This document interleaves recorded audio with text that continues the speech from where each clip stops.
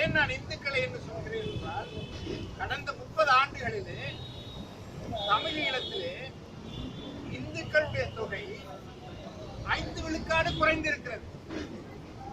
5 விழுக்காடு குறைந்திருக்கிறது. கிறிஸ்தவருடைய தொகை 10 விழுக்காடு உயர்ந்திருக்கிறது. இஸ்லாமியருடைய தொகை 10 விழுக்காடு உயர்ந்திருக்கிறது. புத்தர்களுடைய தொகை 5 விழுக்காடு கூடியிருக்கிறது. இந்துக்கள் தொகை மட்டும் ஈழத்திலே குறைந்திருக்கிறது. நான் புள்ளி விவரங்களோடு சொல்கிறேன்.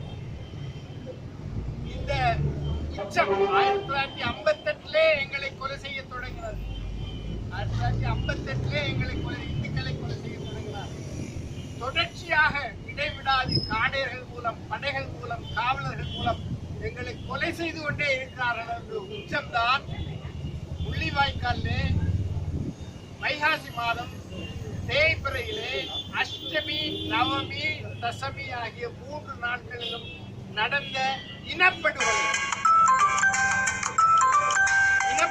நிகழ்த்தியவர்கள் உலகமே மன்னிக்க முடியாத ஆட்சியாளர், சிங்கள பௌத்த ஆட்சியாளர்.